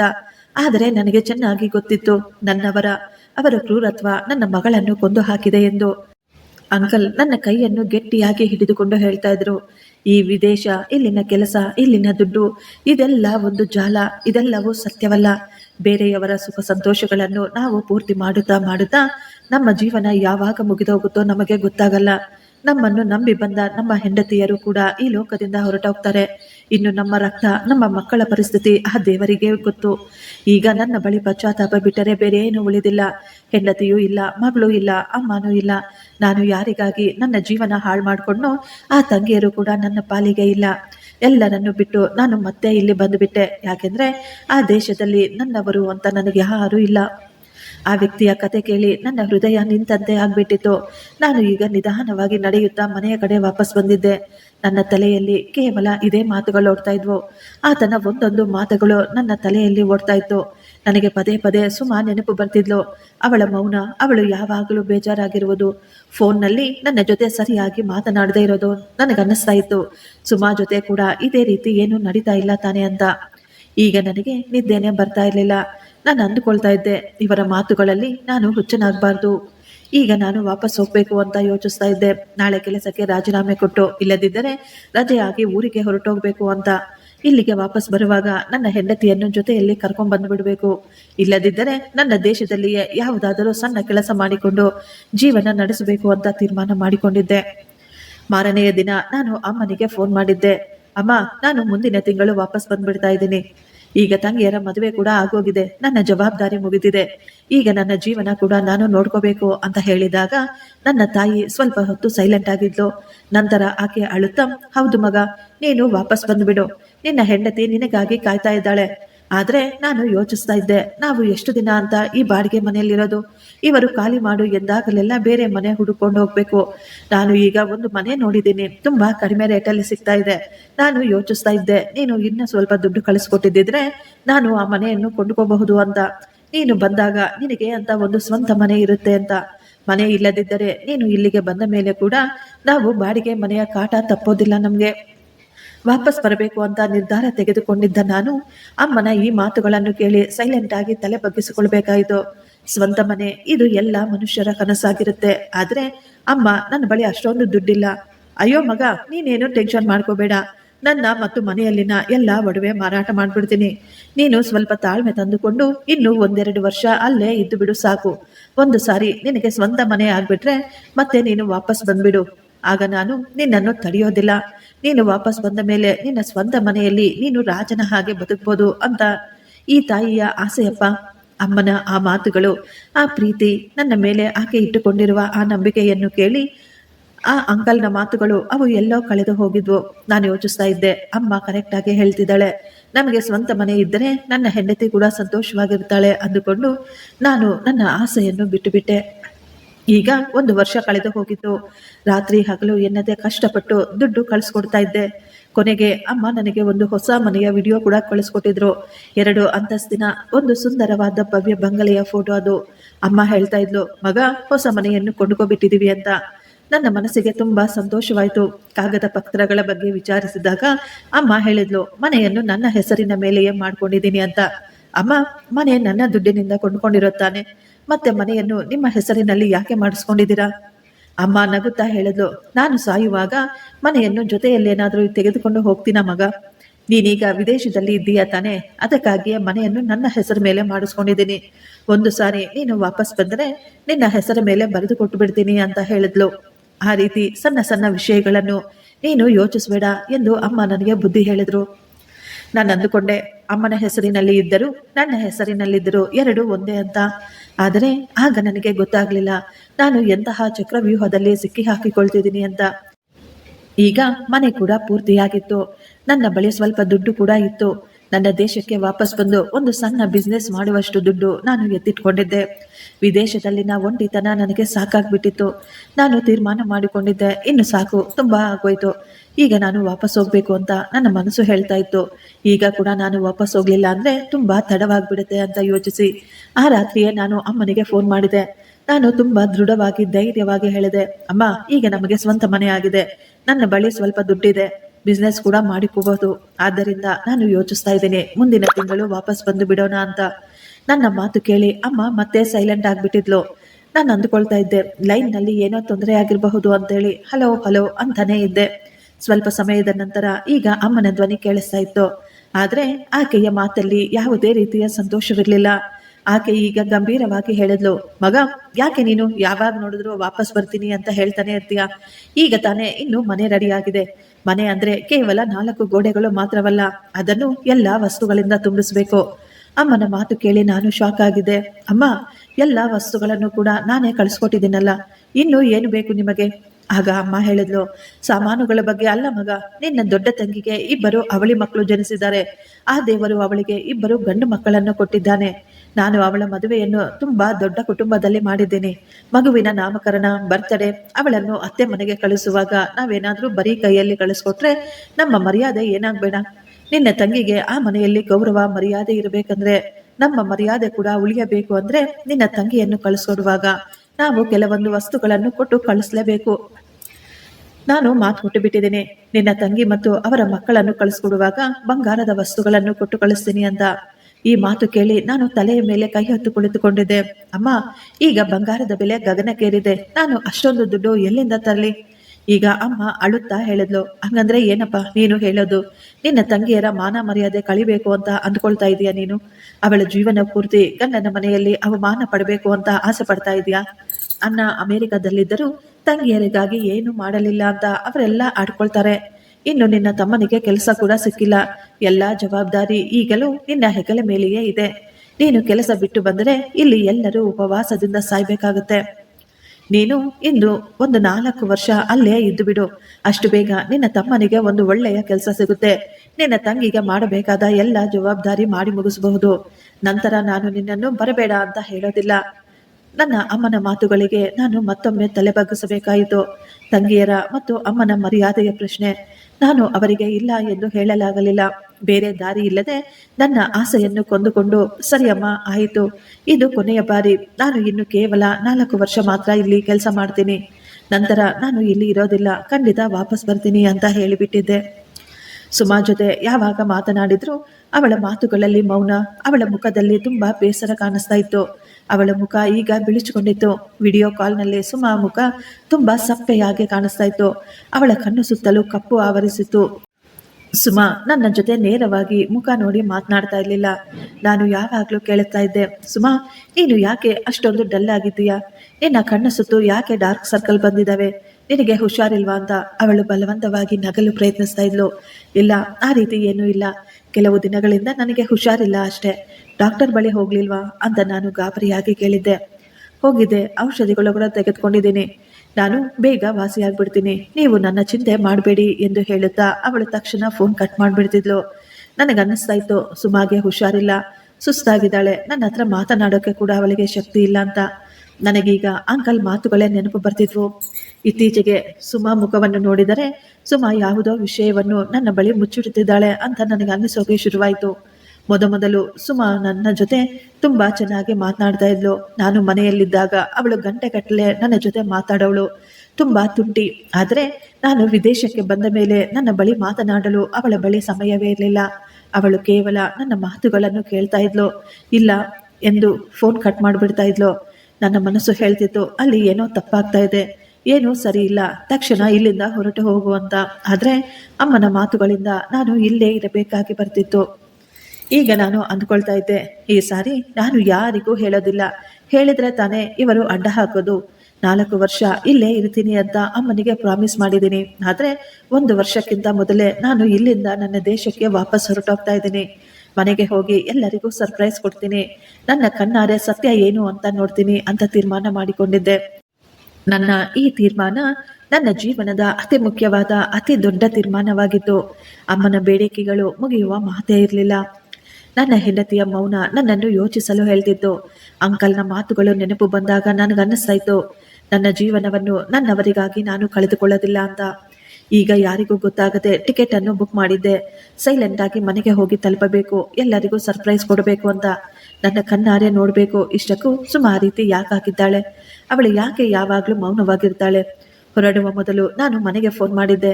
ಅಮ್ಮ ತುಂಬಾ ಸಂತೋಷವಾಗಿದ್ಲು. ಯಾಕಂದ್ರೆ ತಂಗಿ ಮತ್ತು ಅವರ ಮಕ್ಕಳಿಗಾಗಿ ನಾನು ಸ್ವಲ್ಪ ಹೆಚ್ಚಿನ ದುಡ್ಡನ್ನೇ ಕಳಿಸ್ಕೊಟ್ಟಿದ್ದೆ. ಸುಮಾ ಜೊತೆ ಮಾತನಾಡಬೇಕು, ಫೋನ್ ಕೊಡಿ ಅಂದಾಗ ಅಮ್ಮ ಈಗ ಸುಮಾ ಕಡೆ ಫೋನ್ ತಿರುಗಿಸಿದ್ಲು. ಅವಳನ್ನು ನೋಡಿ ಒಂದು ಕ್ಷಣ ನನ್ನ ಹೃದಯ ನಿಂತಂತೆ ಆಗ್ಬಿಟ್ಟಿತ್ತು. ಸುಮಾ ಅವಳ ಬಟ್ಟೆ ಹರಿದಿತ್ತು. ಅವಳು ಕ್ಯಾಮರಾದಲ್ಲಿ ನೋಡಲು ಕೂಡ ಹೆದರ್ಕೊಳ್ತಾ ಇದ್ಲು. ಸುಮಾ, ನೀನು ಹೇಗಿದ್ದೀಯಾ? ಮನೆಯಲ್ಲಿ ಎಲ್ಲರೂ ಹೇಗಿದ್ದಾರೆ ಅಂತ ಕೇಳಿದಾಗ ಸುಮಾ ನಿಧಾನವಾಗಿ ಹೇಳಿದ್ಲು, ನಾನು ಚೆನ್ನಾಗಿದ್ದೀನಿ, ಮನೆಯಲ್ಲಿ ಎಲ್ಲರೂ ತುಂಬಾ ಸಂತೋಷವಾಗಿದ್ದಾರೆ. ಅವಳ ಮಾತುಗಳಲ್ಲಿ ಯಾವುದೇ ಭಾವನೆ ಇರಲಿಲ್ಲ. ನನ್ನ ಬಳಿ ಮಾತನಾಡುವಾಗ ಪದೇ ಪದೇ ಪಕ್ಕದಲ್ಲಿ ನೋಡ್ತಾ ಇದ್ಲು. ಯಾರೋ ಅಲ್ಲಿ ನಿಂತುಕೊಂಡು ಏನು ಮಾತನಾಡಬೇಕು ಅಂತ ಹೇಳಿಕೊಡ್ತಾ ಇರೋ ಥರ ನನಗೆ ಅನ್ನಿಸ್ತಾ ಇತ್ತು. ಅಲ್ಲಿ ಏನೋ ತಪ್ಪು ನಡೀತಾ ಇದೆ ಅಂತ. ನೀನು ಹುಷಾರಾಗಿರೋ, ಟೈಮ್ ಕರೆಕ್ಟಾಗಿ ಔಷಧಿ ತೆಗೆಸ್ಕೋ. ಸುಮಾ ಸೈಲೆಂಟ್ ಆಗಿ ತಲೆ ಆಡಿಸಿದ್ಲು. ಅವಳೇನೂ ಮಾತಾಡಲಿಲ್ಲ. ಅವಳ ಕಣ್ಣುಗಳಲ್ಲಿ ಇದ್ದ ಭಯ, ನಿಸ್ಸಹಾಯಕತೆ ನನ್ನ ಹೃದಯವನ್ನು ಹಿಂಡಿ ಹಾಕ್ತಿತ್ತು. ಸುಮಾನ ನೋಡಿ ನನಗೀಗ ಭಯ ಕೂಡ ಆಗ್ತಾ ಇತ್ತು. ನನಗನ್ನಿಸ್ತಾ ಇತ್ತು, ನಾನು ತುಂಬಾ ಒಳ್ಳೆಯ ಕೆಲಸ ಮಾಡಿದ್ದೀನಿ. ಒಂದೊಂದು ನಿಮಿಷ ಕಳೆಯುವುದು ಈಗ ಕಷ್ಟವಾಗ್ಬಿಟ್ಟಿತ್ತು ನನಗೆ. ಈಗ ಸಮಯ ನಿಂತು ಹೋದ ಹಾಗೆ ಅನ್ನಿಸ್ತಾ ಇತ್ತು. ಏರೋಪ್ಲೇನ್ನಲ್ಲಿ ಕೂಡ ನಾನು ಯೋಚನೆ ಮಾಡ್ತಾ ಇದ್ದೆ, ಎಲ್ಲ ತಂದೆ ತಾಯಿಗಳು ಒಂದೇ ರೀತಿ ಇರಲು ಸಾಧ್ಯವಿಲ್ಲ. ನನ್ನ ಮನೆಯವರು ಆ ರೀತಿ ನಡೆದುಕೊಳ್ಳೋದಿಲ್ಲ. ಇದು ಅಸಾಧ್ಯ ಎಂದು ನನಗನ್ನಿಸ್ತಾ ಇತ್ತು. ಏರ್ಪೋರ್ಟ್ನಲ್ಲಿ ಇಳಿದು ನಾನು ಈಗ ಟ್ಯಾಕ್ಸಿ ಮಾಡಿಕೊಂಡು ಮನೆಯ ಕಡೆ ಹೊರಟಿದ್ದೆ. ಅದು ನನ್ನ ಹೊಸ ಮನೆ. ನಾನು ಎಷ್ಟೋ ಕಷ್ಟಪಟ್ಟು ಕಳುಹಿಸಿದ ದುಡ್ಡಿನಿಂದ ನನ್ನ ತಾಯಿ ಕೊಂಡುಕೊಂಡ ಐಷಾರಾಮಿ ಬಂಗಲೆ. ಆ ಮನೆಯನ್ನು ನೇರವಾಗಿ ಒಮ್ಮೆ ನೋಡಬೇಕು ಅಂತ ನನಗೆ ತುಂಬಾ ಆಸೆಯಾಗಿತ್ತು. ಸುಮಾರು 4 ವರ್ಷದ ನಂತರ ನಾನು ನನ್ನ ದೇಶ, ನನ್ನ ಜನರ ಮಧ್ಯೆ ಬಂದಿದ್ದೆ. ರಾತ್ರಿ ಸುಮಾರು 9 ಸಮಯದಲ್ಲಿ ಟ್ಯಾಕ್ಸಿ ಈಗ ನನ್ನ ಹೊಸ ಮನೆಯ ಮುಂದೆ ನಿಲ್ಲಿಸಿದ್ದ. ನಾನು ನನ್ನ ಸಾಮಾನುಗಳನ್ನು ತೆಗೆದುಕೊಂಡು ಟ್ಯಾಕ್ಸಿಯಿಂದ ಕೆಳಗೆ ಇಳಿದೆ. ಎದುರುಗಡೆ ನನ್ನ ಸುಂದರವಾದ ಮನೆ ಇತ್ತು. ಹೊರಗಿನಿಂದ ಮನೆ ತುಂಬಾ ಐಷಾರಾಮವಾಗಿ ಕಾಣಿಸ್ತಾ ಇತ್ತು. ನಾನು ಇನ್ನು ಗೇಟ್ ಬಳಿ ಹೋಗಿದ್ದೆ. ಒಳಗಿನಿಂದ ಎಲ್ಲರೂ ನಗು ನಗುತ್ತಾ ಮಾತನಾಡುತ್ತಿರುವ ಶಬ್ದಗಳು ಕೇಳಿಸ್ತಾ ಇದ್ವು. ನಾನು ಎಷ್ಟೋ ಸಂತೋಷದಿಂದ ಈಗ ಗೇಟ್ ತೆಗೆಯುತ್ತಿದ್ದೆ. ಅಷ್ಟರಲ್ಲೇ ಒಳಗಿನಿಂದ ಬಂದಿದ್ದ ಆ ಶಬ್ದ ಕೇಳಿ ನಾನು ಶಾಕ್ ಆಗಿ ಹಾಗೆಯೇ ನಿಂತುಕೊಂಡಿದ್ದೆ. ಅದು ಅಮ್ಮನ ಕೂಗಾಟ. ನನ್ನ ಅಮ್ಮ ಜೋರಾಗಿ ಕೂಗ್ತಾ ಇದ್ಲು. ಅವಳು ಯಾರ ಮೇಲೋ ತುಂಬಾ ಕೋಪ ಮಾಡ್ಕೊಂಡಿದ್ಲು. ಏನೇ, ನಿನಗೆ ಕಣ್ಣು ಕಾಣಿಸ್ತಾ ಇಲ್ವಾ? ಈ ಚಪಾತಿ ಈ ರೀತಿ ಸೀದು ಹೋಗಿದೆ. ಮನೆಯ ಸಣ್ಣ ಸಣ್ಣ ಕೆಲಸಗಳು ಕೂಡ ನಿನಗೆ ಮಾಡಲಾಗೋದಿಲ್ವಾ? ಏನು, ನಿನ್ನನ್ನು ನೀನು ಮಹಾರಾಣಿ ಅಂದ್ಕೊಳ್ತಾ ಇದೀಯಾ ಅಂತ ಬೈತಿದ್ರು. ಆಗಲೇ ಯಾರೋ ಜೋರಾಗಿ ಅಳುತ್ತಾ ಕೇಳಿಕೊಳ್ತಾ ಇದ್ರು. ಆ ಧ್ವನಿ ಅದು ಸುಮಾಳ ಧ್ವನಿಯಾಗಿತ್ತು. ಅವಳು ಹೇಳ್ತಾ ಇದ್ಲು, ಅತ್ತೆ, ನನ್ನನ್ನು ಕ್ಷಮಿಸಿಬಿಡಿ, ನನ್ನಿಂದ ಸ್ವಲ್ಪ ತಪ್ಪಾಗ್ಬಿಟ್ಟಿದೆ. ಅತ್ತೆ, ನಿಮಗೆ ಹೊಸ ಚಪಾತಿಗಳನ್ನು ಬಿಸಿ ಬಿಸಿಯಾಗಿ ಮಾಡ್ಕೊ ಬರ್ತೀನಿ ಅಂತ ಹೇಳ್ತಾ ಇದ್ಲು. ಆದ್ರೆ ಅಮ್ಮನ ಕೋಪ ಮಾತ್ರ ಕಡಿಮೆ ಆಗ್ಲಿಲ್ಲ. ಅವಳು ಕೋಪದಿಂದ ಬೈತಾ ಇದ್ಲು, ನಿನ್ನ ತವರು ಮನೆಯಿಂದ ನಿನಗಾಗಿ ಪ್ರತಿ ತಿಂಗಳು ಯಾರು ದುಡ್ಡು ಕಳಿಸ್ತಾ ಇಲ್ಲ. ನಿನ್ನ ಅಪ್ಪ ರೇಷನ್ ತೆಗೆದುಕೊಂಡು ಬಂದು ಇಲ್ಲಿ ಸುರಿತಾ ಇಲ್ಲ. ನೀನು ಅಡಿಗೆ ಹಾಳು ಮಾಡಲು. ನಿನ್ನಂತಹ ದರಿದ್ರದವಳು ನಮ್ಮ ಮನೆಯಲ್ಲಿ ಕಾಲಿಟ್ಟಾಗಿನಿಂದ ನಮಗೆ ಕಷ್ಟಗಳು ಶುರುವಾಗ್ಬಿಟ್ವು. ಇದನ್ನು ನೀನೇ ತಿಂದು ಸಾಯಿ. ನಿನ್ನಂತಹವರಿಗೆ ಇದನ್ನು ಹಾಕುವುದು ಕೂಡ ಅದು ತುಂಬಾ ದೊಡ್ಡ ವಿಷಯವೇ ಅಂತ ಹೇಳ್ತಾ ಇದ್ಲು. ಹೊರಗೆ ನಿಂತು ಈ ಮಾತುಗಳನ್ನು ಕೇಳಿಸಿಕೊಂಡ ನಾನು ನನಗೆ ಹೋಗಿದ್ದೆ. ನನ್ನ ತಾಯಿಯ ಈ ರೂಪವನ್ನು ನಾನು ಯಾವತ್ತೂ ನೋಡಿರಲೇ ಇಲ್ಲ. ನನಗೆ ಈಗ ಎಲ್ಲವೂ ಅರ್ಥವಾಗಿತ್ತು. ಸುಮಾ ಯಾಕೆ ಯಾವಾಗ ಫೋನ್ ಮಾಡಿದರೂ ಫೋನಿನಲ್ಲಿ ಸೈಲೆಂಟ್ ಆಗಿರ್ತಾಳೆ ಅಂತ. ನನ್ನ ತಾಯಿಯ ಬಗ್ಗೆ ನಾನು ಏನೋ ಅಂದುಕೊಬಿಟ್ಟಿದ್ದೆ. ನನ್ನ ಮನೆಯವರು ತುಂಬಾ ಸಂಸ್ಕಾರವಂತರು, ಎಲ್ಲರಂತೆ ಅಲ್ಲ ಅಂದುಕೊಂಡಿದ್ದೆ. ಅವರು ಈ ರೀತಿ ಇರ್ತಾರೆ ಅಂತ ನಾನು ಊಹಿಸಿರಲಿಲ್ಲ. ಯಾವ ತಾಯಿಗಾಗಿ ನಾನು ನನ್ನ ಜೀವನವನ್ನು, ನನ್ನ ಸಂತೋಷವನ್ನು ಎಲ್ಲವನ್ನು ತ್ಯಾಗ ಮಾಡಿದ್ನೋ ಆ ತಾಯಿ ನನ್ನ ಹೆಂಡತಿಯ ಜೊತೆ ಈ ರೀತಿ ನೀಚವಾಗಿ ನಡೆದುಕೊಳ್ತಾ ಇದ್ಲು. ಡೈನಿಂಗ್ ಟೇಬಲ್ ಮೇಲೆ ಎಲ್ಲ ರೀತಿಯ ಅಡುಗೆಗಳನ್ನು ಇಡಲಾಗಿತ್ತು. ನನ್ನ ತಮ್ಮ ತಂಗಿಯರು ಎಲ್ಲರೂ ತುಂಬಾ ಸಂತೋಷವಾಗಿ ಚೇರ್ ಮೇಲೆ ಕುಳಿತುಕೊಂಡು ಊಟ ಮಾಡ್ತಾ ಇದ್ರು. ಆದ್ರೆ ನನ್ನ ಕಣ್ಣುಗಳು ಮಾತ್ರ ಸುಮಾಳನ್ನೇ ಹುಡುಕ್ತಾ ಇದ್ವು. ಹಾಲಿನ ಒಂದು ಮೂಲೆಯಲ್ಲಿ ಚೊಪ್ಪಳಿಗಳನ್ನು ಬಿಡುವ ಆ ಸ್ಥಳದಲ್ಲಿ ಸುಮಾ ಕುಳಿತುಕೊಂಡಿದ್ಲು. ಒಂದು ಹಳೆಯ ಅಲ್ಯೂಮಿನಿಯಂ ತಟ್ಟೆಯನ್ನು, ಅದರಲ್ಲಿ ಒಂದು ರೊಟ್ಟಿಯನ್ನು ಇಟ್ಟುಕೊಂಡಿದ್ಲು. ಅವಳು ಇನ್ನು ಒಂದೇ ಒಂದು ತುತ್ತು ರೊಟ್ಟಿ ಬಾಯಿಯೊಳಗೆ ಇಟ್ಟುಕೊಳ್ತಾ ಇದ್ದ ಹಾಗೆ ಅಮ್ಮ ತಕ್ಷಣ ಅವಳ ಮುಂದೆ ಹೋಗಿ ಸುಮಾಳ ಕೂದಲನ್ನು ಹಿಡಿದುಕೊಂಡು ಜೋರಾಗಿ ಅಲ್ಲಾಡಿಸುತ್ತಾ ಅವಳನ್ನು ಕೆಟ್ಟದಾಗಿ ಬೈತಾ ಇದ್ಲು. ಸುಮಾ ಕೈಯಿಂದ ಆ ತುತ್ತು ಜಾರಿ ಕೆಳಗೆ ಬಿದ್ದು ಹೋಗಿದ್ದು. ಅವಳು ಭಯದಿಂದ ನಡುಗ್ತಾ ಇದ್ಲು. ಅಮ್ಮ ಜೋರಾಗಿ ಕೂಗ್ತಾ ಹೇಳ್ತಾ ಇದ್ಲು, ನೀನು ಚಪಾತಿಯನ್ನು ಸುಟ್ಟು ಹಾಕಿದ್ದೀಯಾ? ನಿನಗೆ ಸ್ವಲ್ಪ ಕೂಡ ಬುದ್ಧಿ ಇಲ್ವಾ? ಹಸಿಟ್ಟು ನಿಮ್ಮಪ್ಪನ ಮನೆಯಿಂದ ತಂದಿದ್ದೀಯಾ ಎಂದು. ಇದೆಲ್ಲವನ್ನು ನಾನು ಕಿಟಕಿಯಿಂದ ನೋಡಿ ನಾನು ಈಗಲೇ ಬಾಗಿಲ ಬಳಿ ಹೋಗಿ ನಿಂತುಕೊಂಡಿದ್ದೆ. ಬೆಲ್ ಮಾಡಲು ಕೈ ಎತ್ತಿದ್ದೆ ಅಷ್ಟೇ. ಅಮ್ಮ ಈಗ ಸುಮಾಳ ಜುಟ್ಟನ್ನು ಹಿಡಿದುಕೊಂಡು ಅವಳನ್ನು ಬಾಗಿಲ ಬಳಿ ದರ ದರ ಅಂತ ಎಳೆದುಕೊಂಡು ಬಂದು ಹೊರಗೆ ದೊಬ್ಬಿದ್ಲು. ಸುಮಾ ಈಗ ಜೋರಾಗಿ ಕೆಳಗೆ ಬೀಳ್ತಾ ಇದ್ಲು. ಅಷ್ಟರಲ್ಲೇ ನಾನು ತಕ್ಷಣ ಮುಂದೆ ಬಂದು ಅವಳನ್ನು ಹಿಡಿದುಕೊಂಡಿದ್ದೆ. ಸುಮಾ ಹೆದರಿಕೆಯಿಂದ ಅಳುತ್ತಲೇ ತಲೆ ಎತ್ತಿ ನನ್ನನ್ನು ನೋಡಿದ್ಲು. ನನ್ನನ್ನು ಅವಳು ನೋಡಿ ಅವಳು ಒಂದು ಕ್ಷಣ ಶಾಕ್ ಆಗಿದ್ಲು. ಅವಳು ಅಂದುಕೊಳ್ತಾ ಇದ್ಲು, ಇದು ಒಂದು ಕನಸೇನೋ ಅಂತ. ಅವಳು ನಡುಗುತ್ತಲೇ ನನ್ನ ಹೆಸರನ್ನು ಹೇಳಿದ್ಲು. ಸುಮಾ ಬಾಯಿಂದ ನನ್ನ ಹೆಸರು ಬಂದ ತಕ್ಷಣ ನನ್ನ ಮನೆಯವರೆಲ್ಲರೂ ಶಾಕ್ ಆಗಿ ಹಾಗೆಯೇ ನಿಂತು ಬಿಟ್ಟಿದ್ರು. ಇಷ್ಟೊತ್ತಿನವರೆಗೂ ನಗು ನಗುತ್ತಾ ಊಟ ಮಾಡುತ್ತಿದ್ದ ಅವರ ಮುಖವೆಲ್ಲ ಈಗ ಗರಪಡಿದಂತೆ ಶಾಕ್ ಆಗಿ ಹಾಗೆಯೇ ನಿಂತುಕೊಂಡ್ಬಿಟ್ಟಿದ್ದು. ಯಾವ ಅಮ್ಮ ಇಷ್ಟೊತ್ತು ರಾಕ್ಷಸಿಯ ರೀತಿ ಜೋರಾಗಿ ಕಿರುಚಾಡ್ತಾ ಇದ್ಲು, ಅವಳು ಕೂಡ ಈಗ ಶಾಕ್ನಿಂದ ಹಾಗೆಯೇ ನಿಂತುಕೊಂಡಿದ್ಲು. ನಾನು ಈಗ ಸುಮಾಳನ್ನು ಎಬ್ಬಿಸಿ ನಿಲ್ಲಿಸಿ ಅವಳನ್ನು ಹಿಡಿದುಕೊಂಡು ಅಮ್ಮನನ್ನು ಕೋಪವಾಗಿ ನೋಡುತ್ತಾ ಕೇಳಿದೆ, ಅಮ್ಮ, ಇದೆಲ್ಲ ಏನು? ನೀವು ಏನ್ ಮಾಡ್ತಾ ಇದ್ದೀರಾ? ಇದೆಲ್ಲ ಏನು ನಡೀತಾ ಇದೆ ಈ ಮನೆಯಲ್ಲಿ? ನನ್ನ ಅಮ್ಮ ಈಗ ನನ್ನನ್ನೇ ಕೇಳಿದ್ಲು, ಮಗ, ನೀನು ಯಾವಾಗ, ಹೇಗೆ, ಯಾಕೆ ಬಂದೆ? ನಾನು ಬರ್ತಾ ಇದ್ದೀನಿ ಅಂತ ನೀನು ಒಂದು ಮಾತು ಕೂಡ ನಮ್ಮ ಬಳಿ ಹೇಳಲೇ ಇಲ್ವಲ್ಲ? ನಾನೀಗ ಸುಮಾಳ ಭುಜದ ಮೇಲೆ ಕೈ ಹಾಕಿಕೊಂಡು ಅವಳನ್ನು ಮನೆಯೊಳಗೆ ಕರೆದುಕೊಂಡು ಹೋದೆ. ನಿಮಗೆ ಹೇಳದೆ ಇದ್ದಿದ್ದು ತುಂಬಾ ಒಳ್ಳೆಯದಾಯ್ತು. ಇಲ್ಲದಿದ್ದರೆ ನನಗೆ ಹೇಗೆ ಗೊತ್ತಾಗಬೇಕಾಗಿತ್ತು ನನ್ನ ಹಿಂದೆ ನನ್ನ ಹೆಂಡತಿಯ ಜೊತೆ ನೀವು ಹೇಗೆ ತಾನೇ ನಡೆದುಕೊಳ್ತಾ ಇದ್ದೀರಾ ಅಂತ. ನನ್ನ ಹೆಂಡತಿ ಚಪ್ಪಲಿಗಳ ಪಕ್ಕದಲ್ಲಿ ಕುಳಿತುಕೊಂಡು ಊಟ ಮಾಡ್ತಾ ಇದ್ದಾಳೆ. ನೀವೆಲ್ಲ ಈ ಡೈನಿಂಗ್ ಟೇಬಲ್ ಮೇಲೆ ಕುಳಿತುಕೊಂಡು ಆರಾಮವಾಗಿ ತಿಂತಾ ಇದ್ದೀರಾ. ನನ್ನ ಅಮ್ಮ ಈಗ ತಕ್ಷಣ ಮಾತು ಬದಲಾಯಿಸಿಬಿಟ್ಟಿದ್ಲು. ಆಕೆ ತಾವು ಮಾಡಿದ ತಪ್ಪನ್ನು ತಿದ್ದಿಕೊಳ್ಳುವುದರ ಬದಲು ಸುಮಾಳ ಮೇಲೆಯೇ ಕೋಪ ಮಾಡ್ಕೊಳ್ತಾ ಇದ್ಲು. ಅಮ್ಮ ಹೇಳ್ತಾ ಇದ್ರು, ಮಗ, ನಿನಗೆ ಏನು ಗೊತ್ತಿಲ್ಲ, ಇವಳು ಏನ್ ಮಾಡ್ತಾ ಇದ್ದಾಳೆ ಅಂತ. ಇವಳು ಎಲ್ಲ ಊಟವನ್ನು ಹಾಳು ಮಾಡಿಬಿಟ್ಟಿದ್ದಾಳೆ. ಇವಳಿಗೆ ನಾನು ಬುದ್ಧಿ ಹೇಳ್ಕೊಡ್ತಾ ಇದ್ದೀನಿ ಅಷ್ಟೇ. ದುಡ್ಡಿಗೆ ಸ್ವಲ್ಪ ಮರ್ಯಾದೆ ಕೊಡಮ್ಮ. ದುಡ್ಡನ್ನು ಎಷ್ಟು ಕಷ್ಟಪಟ್ಟು ಸಂಪಾದನೆ ಮಾಡ್ತಾರೋ ನಿನಗೆ ಗೊತ್ತಾ? ನನ್ನ ಮಗ ವಿದೇಶದಲ್ಲಿ ಎಷ್ಟೊಂದು ಕಷ್ಟಪಡ್ತಾ ಇದ್ದಾನೆ ಈ ಊಟಕ್ಕಾಗಿ ಅಂತ ಹೇಳ್ಕೊಡ್ತಾ ಇದ್ದೆ.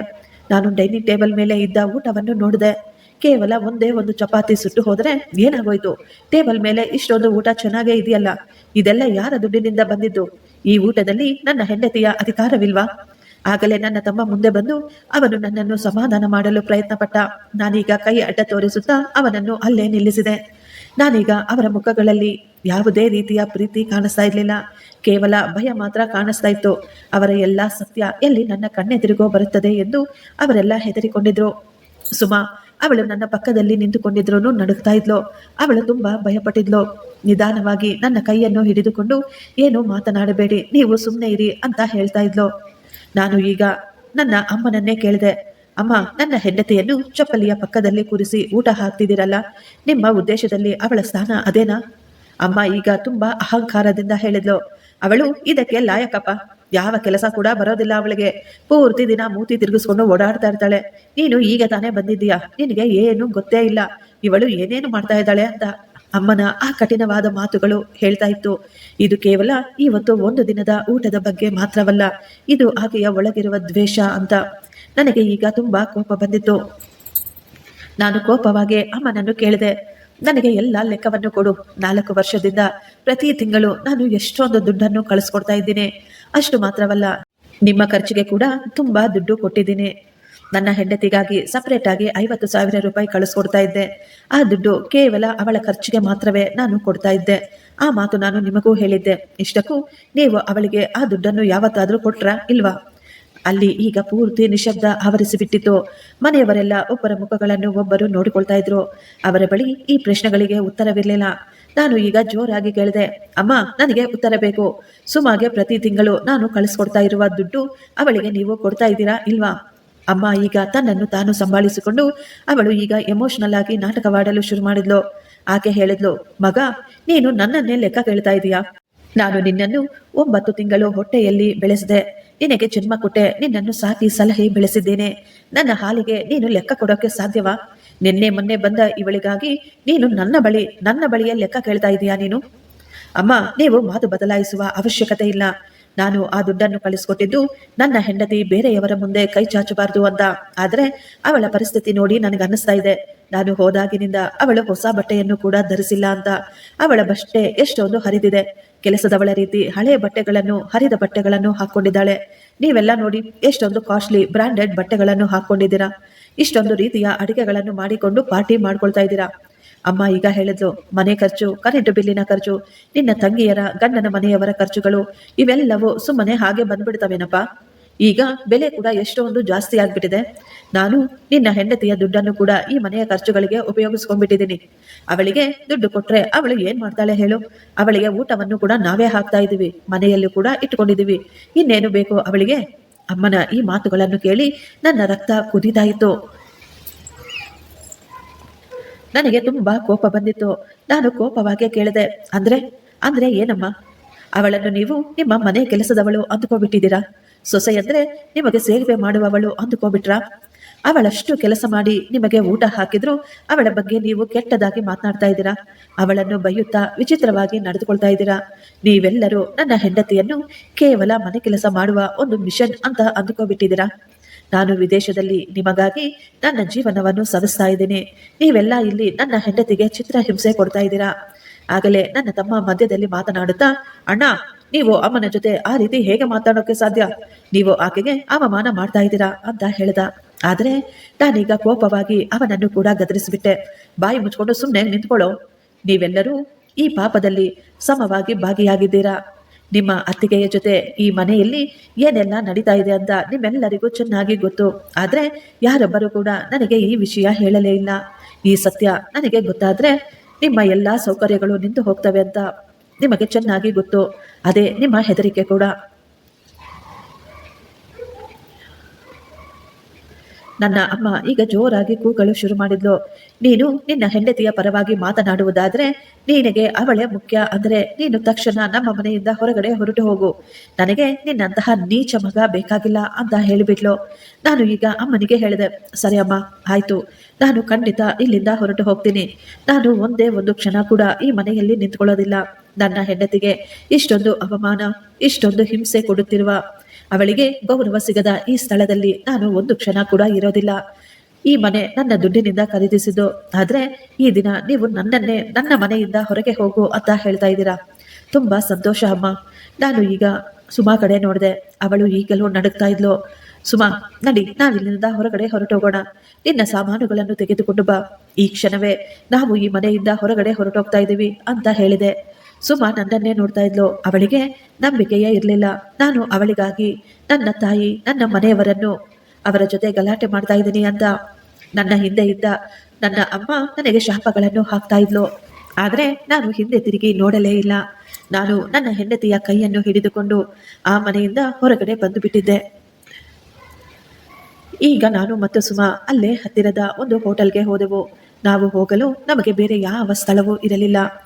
ಸುಮಾ ಇಲ್ಲಿ ಕೂಡ ಅವಳು ಹೆದರಿಕೊಂಡು ಕುಳಿತುಕೊಂಡಿದ್ಲು. ನಾನು ಅವಳ ಕೈಯನ್ನು ಹಿಡಿದುಕೊಂಡು ಅವಳಿಗೆ ಧೈರ್ಯ ಹೇಳ್ತಾ ಇದ್ದೆ. ಸುಮಾ, ನಾನು ನಿನ್ನ ಜೊತೆ ಇದ್ದೇನೆ.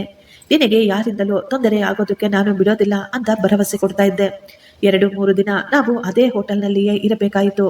ನಾನು ಈಗ ಒಂದು ಸಣ್ಣ ಬಾಡಿಗೆ ಮನೆಯನ್ನು ಹುಡುಕಿದೆ. ಮನೆಗೆ ಬೇಕಾದ ಕೆಲವೊಂದು ಸಾಮಾನುಗಳನ್ನು ಕೊಂಡುಕೊಂಡು ಈಗ ಆ ಬಾಡಿಗೆ ಮನೆಗೆ ಶಿಫ್ಟ್ ಆಗಿಬಿಟ್ಟಿದ್ದೆ. ನಾನು ಅಂದುಕೊಳ್ತಾ ಇದ್ದೆ, ಅಲ್ಲಿಂದ ಹೊರಬಂದ ನಂತರ ಸುಮಾ ಮೊದಲು ಇದ್ದ ಹಾಗೆ ಸಂತೋಷವಾಗಿರ್ತಾಳೆ ಅಂತ. ಆದರೆ ಅವಳು ಆ ಮನೆಯಲ್ಲಿ ಕೂಡ ತುಂಬಾ ಬೇಜಾರಾಗಿ, ತುಂಬಾ ಡಲ್ ಆಗಿ, ಯಾವಾಗಲೂ ಹೆದರಿಕೊಂಡೇ ಇರ್ತಿದ್ಲು. ಅವಳು ದಿನಪೂರ್ತಿ ಕಿಟಕಿಯ ಬಳಿ ಕುಳಿತುಕೊಂಡು ಏನನ್ನೋ ನೋಡ್ತಾ ಇದ್ಲು. ನಾನು ಅವಳ ಜೊತೆ ಮಾತನಾಡಲು ಎಷ್ಟೋ ಪ್ರಯತ್ನ ಪಡ್ತಾ ಇದ್ದೆ. ಆದರೆ ಅವಳು ಕೇವಲ ತಲೆ ಮಾತ್ರ ಆಡಿಸ್ತಾ ಇದ್ಲು. ಅವಳ ಕಣ್ಣುಗಳಲ್ಲಿ ಈಗಲೂ ತುಂಬಾ ಭಯ ತುಂಬಿತ್ತು. ನನಗನ್ನಿಸಿತ್ತು, ಇಷ್ಟು ವರ್ಷದ ಈ ನರಕದಿಂದ ಈಗ ತಾನೇ ಸುಮಾ ಹೊರಬಂದಿದ್ದಾಳೆ. ದಿನಕ್ಕೆ ಇದೆಲ್ಲವೂ ಸರಿ ಹೋಗುತ್ತದೆ ಅಂತ.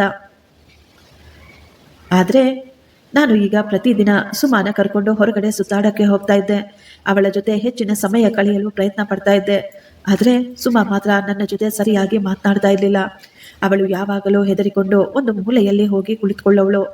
ಒಂದು ದಿನ ನಾನು ಆಫೀಸಿನಿಂದ ಬೇಗ ಮನೆಗೆ ಬಂದು ಬಿಟ್ಟೆ. ಸುಮಾ ಅಡಿಗೆ ಮನೆಯಲ್ಲಿ ಕೆಲಸ ಮಾಡ್ತಾ ಇದ್ಲು. ನಾನು ಈಗ ಹಿಂದುಗಡೆಯಿಂದ ಸುಮಾಳನ್ನು ತಬ್ಬಿಕೊಂಡಿದ್ದೆ. ಸುಮಾ ತಕ್ಷಣ ಜೋರಾಗಿ ಕಿರುಚುತ್ತಾ ನನ್ನನ್ನು ದೂರ ತಳ್ಳಿಬಿಟ್ಲು. ಸುಮಾ, ನಾನು ನಿನ್ನ ಗಂಡ. ನೀನು ನನ್ನನ್ನು ನೋಡಿ ಯಾಕೆ ಹೆದರ್ಕೊಳ್ತಾ ಇದೀಯಾ ಅಂತ ನಾನು ಗಾಬರಿಯಾಗಿ ಕೇಳಿದ್ದೆ. ಇವಳಿಗೆಲ್ಲಾದರೂ ಗಾಯವಾಗಿದೆಯೋ ಏನೋ ಅಂತ ಅವಳ ಬಟ್ಟೆಯನ್ನು ಸರಿಸಿ ನೋಡಿದೆ. ಅವಳ ಮೈ ನೋಡಿ ನಾನು ಅಲ್ಲೇ ಕುಸಿದು ಬಿಟ್ಟೆ. ಅವಳ ಮೈ ಮೇಲೆ ಅಲ್ಲಲ್ಲಿ ಸುಟ್ಟಂತಹ ಗಾಯಗಳಾಗಿದ್ವು. ಕೆಲವೊಂದು ಗಾಯಗಳು ಹಳೆಯದಾಗಿ ಕಪ್ಪು ಕಳೆಗಳಾಗಿದ್ರೆ, ಕೆಲವೊಂದು ಹಸಿ ಹಸಿಯಾಗಿದ್ವು. ಅವುಗಳನ್ನು ನೋಡಿ ನನಗೆ ತುಂಬಾ ಶಾಕ್ ಆಗ್ಬಿಟ್ಟಿತ್ತು. ಈಗ ಸುಮಾ ಹೇಳಿದ್ಲು, ಅಡಿಗೆ ಮಾಡಬೇಕಾದ್ರೆ ಸಣ್ಣ ಪುಟ್ಟ ಗಾಯಗಳು ಆಗೇ ಆಗ್ತವೆ, ನೀವು ಅದಕ್ಕೆಲ್ಲ ಟೆನ್ಷನ್ ಮಾಡಿಕೊಡ್ಬೇಡಿ ಅಂತ. ಆದರೆ ನನಗೆ ಚೆನ್ನಾಗಿ ಗೊತ್ತು, ಅವಳು ಸುಳ್ಳು ಹೇಳ್ತಾ ಇದ್ದಾಳೆ. ಅಡಿಗೆ ಮಾಡುವಾಗ ಕೈಗೆ ಮೇಲೋ ಕಾಲಿನ ಮೇಲೋ ಸುಡಬಹುದು, ಆದರೆ ಸೊಂಟದ ಮೇಲೆ, ತೋಳಿನ ಮೇಲೆ, ಬೆನ್ನ ಮೇಲೆ ಈ ರೀತಿ ಸುಡೋದಿಲ್ಲ. ನಾನು ಈಗ ಅವಳನ್ನು ಹಿಡಿದುಕೊಂಡು ಕೋಪವಾಗಿ ಕೇಳಿದೆ, ನನಗೆ ಸತ್ಯ ಹೇಳು, ಸುಳ್ಳು ಹೇಳಿದ್ದು ಸಾಕು. ಇದು ಅಡಿಗೆ ಮಾಡುವಾಗ ಸುಟ್ಟಂತಹ ಗಾಯಗಳಲ್ಲ, ಇದನ್ನು ಯಾರೋ ಬೇಕಂತಲೇ ಮಾಡಿದ್ದಾರೆ. ನನಗೆ ಸತ್ಯ ಹೇಳು, ನಿನ್ನ ಜೊತೆ ಯಾರು ಈ ರೀತಿ ನಡೆದುಕೊಂಡಿದ್ದಾರೆ ಅಂತ. ನನ್ನ ಕೋಪವನ್ನು ನೋಡಿ ಅವಳು ಈಗ ಅಲ್ಲೇ ನೆಲದ ಮೇಲೆ ಬಿದ್ದು ಜೋರಾಗಿ ಅಳಕ್ಕೆ ಶುರು ಮಾಡಿದ್ಲು. ಅವಳು ಅಳುತ್ತಲೇ ಹೇಳ್ತಾ ಇದ್ಲು, ಆದರೆ ಅವಳ ಬಾಯಿಂದ ಶಬ್ದವೇ ಹೊರಬರ್ತಾ ಇರಲಿಲ್ಲ. ನಾನು ಈಗ ಅವಳ ಪಕ್ಕದಲ್ಲಿ ಕುಳಿತುಕೊಂಡು ಅವಳಿಗೆ ಸಮಾಧಾನ ಮಾಡುತ್ತಾ, ಸುಮಾ, ನಿನಗೆ ನಾನಿದ್ದೀನಿ, ನೀನು ಯಾರಿಗೂ ಹೆದರಿಕೊಳ್ಳೋ ಅವಶ್ಯಕತೆ ಇಲ್ಲ ಅಂತ ಧೈರ್ಯ ಹೇಳಿದೆ. ತುಂಬಾ ಸಮಯ ಅತ್ತ ನಂತರ ಈಗ ಸುಮಾ ನನ್ನ ಮುಂದೆ ಸತ್ಯವನ್ನು ಬಿಚ್ಚಿಟ್ಟಿದ್ಲು. ನಾನು ಈಗ ಸುಮಾಳನ್ನು ಎತ್ತಿಕೊಂಡು ಬೆಡ್ರೂಮಿಗೆ ಬಂದು ಮಂಚದ ಮೇಲೆ ಕುರಿಸಿ ಅವಳಿಗೆ ಕುಡಿಯಲು ನೀರು ಕೊಟ್ಟು ಅವಳ ಕೈಯನ್ನು ಹಿಡಿದುಕೊಂಡು ಪಕ್ಕದಲ್ಲಿ ಕುಳಿತುಕೊಂಡು ನಿಧಾನವಾಗಿ ಕೇಳಿದೆ, ಸುಮಾ, ನೀನು ಈಗ ಹೆದರಿಕೊಳ್ಳುವ ಅವಶ್ಯಕತೆ ಇಲ್ಲ. ನೀನು ನನಗೆ ಎಲ್ಲ ಸತ್ಯವನ್ನು ಹೇಳಬಹುದು. ಇದೆಲ್ಲ ಯಾರು ಮಾಡಿದ್ರಮ್ಮ ಅಂತ. ಇದೆಲ್ಲವನ್ನು ನಿಮ್ಮ ತಾಯಿಯೇ ಮಾಡಿದ್ರು. ನಾನು ನಿಮ್ಮನ್ನು ಮದುವೆ ಮಾಡಿಕೊಳ್ಳುವುದು ಆಕೆಗೆ ಸ್ವಲ್ಪ ಕೂಡ ಇಷ್ಟವಿರಲಿಲ್ವಂತೆ. ನಿಮ್ಮನ್ನು ವಿದೇಶಕ್ಕೆ ಕಳುಹಿಸಿಕೊಡುವ ಕಾರಣದಿಂದ ಅವರು ನನ್ನನ್ನು ನಿಮಗೆ ಕೊಟ್ಟು ಮದುವೆ ಮಾಡಿದ್ರು ಅಷ್ಟೇ. ನೀವು ಹೋದ ನಂತರ ಪ್ರತಿದಿನ ಆಕೆ ನನಗೆ ಶಿಕ್ಷೆ ಕೊಡ್ತಾ ಇದ್ಲು. ಆಕೆ ಹೇಳ್ತಾ ಇದ್ಲು, ನೀನು ದರಿದ್ರ, ಬಲವಂತವಾಗಿ ನನ್ನ ಮಗನನ್ನು ಕಟ್ಕೊಂಡಿದೀಯಾ ಅಂತ. ನಾನು ಈಗ ಆಶ್ಚರ್ಯವಾಗಿ ಕೇಳಿದೆ, ಅವರೆಲ್ಲ ನಿನ್ನ ಮೇಲೆ ಈ ರೀತಿ ಕ್ರೂರವಾಗಿ ಹಿಂಸೆ ಮಾಡ್ತಾ ಇದ್ರೆ ನೀನು ನನಗೆ ಯಾಕೆ ಏನು ಹೇಳಲಿಲ್ಲ? ನಾನು ಪ್ರತಿದಿನ ನಿನಗೆ ಫೋನ್ ಮಾಡ್ತಾ ಇದ್ದೆ ತಾನೆ, ನಾನು ಪ್ರತಿದಿನ ನಿನ್ನ ಕೇಳ್ತಾ ಇದ್ದೆ, ಎಲ್ಲ ಸರಿ ಇದೆ ತಾನೆ, ನೀನು ಚೆನ್ನಾಗಿದೆಯಾ ತಾನೆ ಅಂತ. ಆದರೆ ನೀನು ನನಗೆ ಯಾವ ದಿನವೂ ಒಂದು ಸತ್ಯ ಕೂಡ ಹೇಳಲಿಲ್ಲ. ಯಾಕೆ ಆ ರೀತಿ ಮಾಡಿದೆ ಅಂತ ಕೇಳಿದಾಗ ಸುಮಾ ನಗುತ್ತಾ ಹೇಳಿದ್ಲು, ನಾನು ನಿಮಗೆ ಹೇಗೆ ಹೇಳಲು ಸಾಧ್ಯ? ನೀವು ಫೋನ್ ಮಾಡಿದಾಗ ನಾನು ನಿಮ್ಮ ಜೊತೆ ಮಾತನಾಡುತ್ತಿದ್ದು ನನ್ನ ಇಚ್ಛೆಯಿಂದಲ್ಲ. ನೀವು ಫೋನ್ ಮಾಡುವ ಟೈಮ್ನಲ್ಲಿ ನನ್ನ ಎದುರುಗಡೆ ನಿಮ್ಮ ಅಮ್ಮ ಬಂದು ಕುಳಿತುಕೊಳ್ತಾ ಇದ್ರು. ಆಕೆ ನನ್ನನ್ನು ಹೆದರಿಸ್ತಾ ಇದ್ರು. ನೀನೇನಾದ್ರೂ ನನ್ನ ಮಗನಿಗೆ ಸತ್ಯ ಹೇಳಲು ಪ್ರಯತ್ನ ಪಟ್ರೆ ಅವನು ಫೋನ್ ಇಟ್ಟ ತಕ್ಷಣ ನಾನು ನಿನ್ನನ್ನು ಕೊಂದು ಹಾಕ್ತೀನಿ ಅಂತ. ನಿಮ್ಮ ಬಳಿ ಮಾತನಾಡುವಷ್ಟು ಸಮಯ ಅತ್ತೆ ನನ್ನ ಮುಂದೆಯೇ ಕುಳಿತುಕೊಂಡಿರ್ತಾ ಇದ್ರು. ಅವರ ಮುಂದೆ ನಾನು ನಿಮ್ಮ ಜೊತೆ ಎಲ್ಲವೂ ಸರಿ ಇದೆ ಅಂತ ಹೇಳಬೇಕಾಗಿ ಬರ್ತಾ ಇತ್ತು.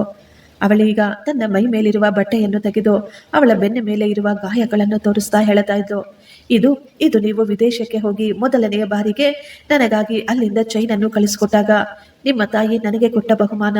ನಿಮ್ಮ ಅಮ್ಮ ಆ ಸರವನ್ನು ಕಿತ್ತುಕೊಂಡು ಅವರ ಮಗಳಿಗೆ ಕೊಟ್ಟು ಬಿಟ್ಲು. ನಾನು ವಿರೋಧ ಮಾಡಲು ಪ್ರಯತ್ನಿಸಿದೆ.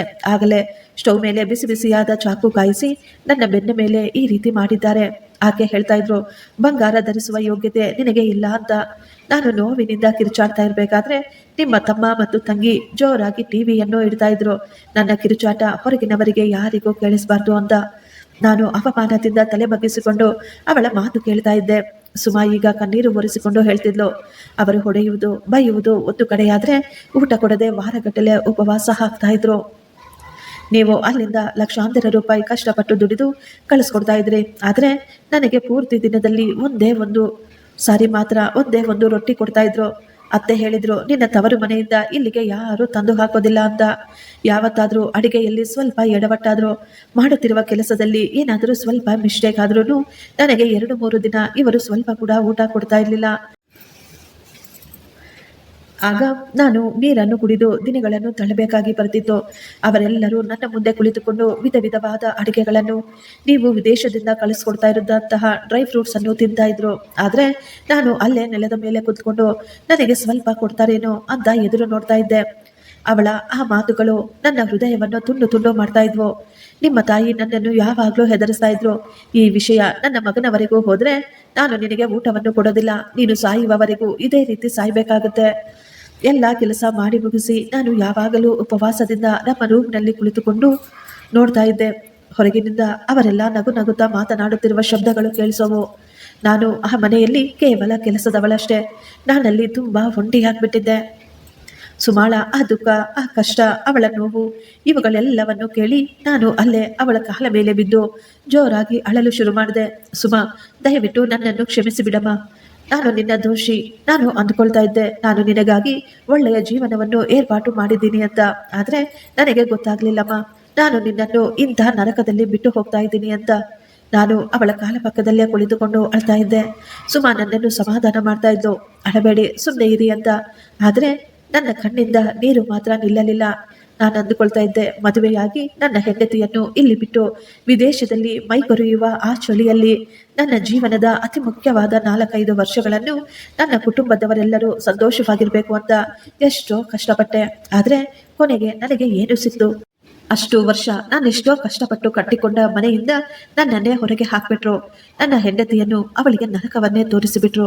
ನಾನು ಕಷ್ಟಪಟ್ಟು ಕಳಿಸಿದ ದುಡ್ಡು ನನ್ನ ತಾಯಿ ಮತ್ತು ನನ್ನ ಅಕ್ಕ ತಂಗಿಯರು ಮೋಜು ಮಸ್ತಿ ಮಾಡ್ತಾ ಇದ್ರು. ನಾನೀಗ ಸುಮಾಳನ್ನು ತಬ್ಬಿಕೊಂಡು ಅವಳಿಗೆ ಪ್ರಮಾಣ ಮಾಡಿದ್ದೆ, ಇನ್ನು ಮುಂದೆ ಏನಾದರೂ ನಡೀಲಿ, ಏನಾದರೂ ಆಗೋಗ್ಲಿ, ನಾನು ನಿನ್ನನ್ನು ಯಾವತ್ತೂ ಒಂಟಿಯಾಗಿ ಬಿಡೋದಿಲ್ಲ ಅಂತ. ನಾವಿಬ್ಬರು ತುಂಬಾ ಸಮಯ ಒಬ್ಬರನ್ನು ಒಬ್ಬರು ತಬ್ಬಿಕೊಂಡು ಜೋರಾಗಿ ಅಳ್ತಾ ಇದ್ವಿ. ಸುಮಾ ಮನಸ್ಸಿಗೆ ಸಮಾಧಾನವಾಗುವವರೆಗೂ ನಾನು ಅವಳನ್ನು ತಬ್ಬಿಕೊಂಡು ಸಮಾಧಾನ ಮಾಡ್ತಾನೇ ಇದ್ದೆ. ನನಗೆ ಆ ವ್ಯಕ್ತಿಯ ಮಾತುಗಳು ಈಗ ಅರ್ಥವಾಗಿತ್ತು. ನಿಜವಾಗಿಯೂ ವಿದೇಶದಲ್ಲಿ ಇರುವುದು ಯಾವ ನರಕಕ್ಕಿಂತಲೂ ಕಡಿಮೆ ಏನೂ ಅಲ್ಲ. ನಮ್ಮ ಹಿಂದೆ ಇರುವವರು ನಮ್ಮನ್ನು ಕೇವಲ ದುಡ್ಡು ಕೊಡುವ ಒಂದು ಮಿಷನ್ ಆಗಿ ನೋಡೋರು. ಅವರ ದೃಷ್ಟಿಯಲ್ಲಿ ನಾವು ಕೇವಲ ದುಡ್ಡು ಸಂಪಾದನೆ ಮಾಡುವವರು ಮಾತ್ರ. ನಾವು ಅವರಿಗೆ ದುಡ್ಡು ಕಳಿಸಿಕೊಡುವಷ್ಟು ದಿನ ಮಾತ್ರ ನಮಗೆ ಗೌರವ ಮರ್ಯಾದೆ ಇರುತ್ತದೆ. ಒಂದು ವೇಳೆ ಮನೆಯವರಿಗೆ ನಮ್ಮ ಹೆಂಡತಿಯರು ಇಷ್ಟವಿರಲಿಲ್ಲ ಅಂದ್ರೆ ಅವಳನ್ನು ಕೆಲಸದ ರೀತಿ ನಡೆಸಿಕೊಳ್ಳೋರು. ಅವರು ಈ ವಿಷಯ ಮರೆತು ಹೋಗಿದ್ರು. ವಿದೇಶದಲ್ಲಿರುವ ಆ ಮನುಷ್ಯನಿಗೆ ಕೂಡ ಒಂದು ಮನಸ್ಸಿರುತ್ತೆ, ಅವನ ಹೆಂಡತಿಗೂ ಭಾವನೆಗಳಿರ್ತವೆ ಅಂತ. ನಾನು ಈಗ ಒಂದು ದೊಡ್ಡ ನಿರ್ಧಾರ ತೆಗೆದುಕೊಂಡಿದ್ದೆ. ನಾನು ನನ್ನ ಮನೆಯವರ ಜೊತೆ ಎಲ್ಲ ರೀತಿಯ ಸಂಬಂಧಗಳನ್ನು ಮುರಿದು ಹಾಕಿದ್ದೆ. ನಾನು ಇನ್ನೆಂದು ಆ ಮನೆಯ ಕಡೆ ತಿರುಗಿ ನೋಡಬಾರದು ಅಂತ ತೀರ್ಮಾನ ಮಾಡಿದ್ದೆ. ನನ್ನ ಹೆಂಡತಿಗೆ ಮರ್ಯಾದೆ ಕೊಡದವರನ್ನು, ನನ್ನ ದುಡ್ಡು, ನನ್ನ ಆಸ್ತಿ ಎಲ್ಲವನ್ನೂ ಬಿಟ್ಟು ಬಿಟ್ಟಿದ್ದೆ. ನಾನು ಈಗ ಅಲ್ಲೇ ಇದ್ದುಕೊಂಡು ಒಂದು ಸಣ್ಣ ಕೆಲಸ ಕೂಡ ಶುರು ಮಾಡಿದೆ ಮತ್ತು ಸುಮಾನ ಡಾಕ್ಟರ್ ಬಳಿ ಕರೆದುಕೊಂಡು ಹೋಗಿ ಅವಳಿಗೆ ಚಿಕಿತ್ಸೆಯನ್ನು ಕೂಡ ಕೊಡಿಸಿದ್ದೆ. ಸಮಯ ಕಳೆಯುತ್ತಾ ಅವಳ ಗಾಯಗಳು ಈಗ ವಾಸಿಯಾಗ್ತಾ ಇದ್ವು. ಆದರೆ ಅವಳ ಮನಸ್ಸಿಗೆ ಆದ ಆ ಗಾಯಗಳು ಮಾಸಲು ತುಂಬಾ ಸಮಯ ಬೇಕಾಗಿತ್ತು. ನಾನು ಅವಳಿಗೆ ಧೈರ್ಯ ಕೊಡುತ್ತಾ ಅವಳ ಕೈ ಹಿಡಿದುಕೊಂಡಿದ್ದೆ. ನಾವಿಬ್ಬರು ನಿಧಾನವಾಗಿ ಈಗ ಸಂತೋಷವಾಗಿ ಇರ್ತಾ ಇದ್ವಿ. ಫ್ರೆಂಡ್ಸ್, ಈ ಸ್ಟೋರಿ ನಿಮಗೆ ಇಷ್ಟವಾಗಿದ್ದರೆ ಒಂದು ಲೈಕ್ ಮಾಡಿ ಮತ್ತು ನಮ್ಮ ಚಾನಲ್ ಅನ್ನು ಸಬ್ಸ್ಕ್ರೈಬ್ ಮಾಡಿಕೊಳ್ಳಿ. Thank you. ಧನ್ಯವಾದಗಳು.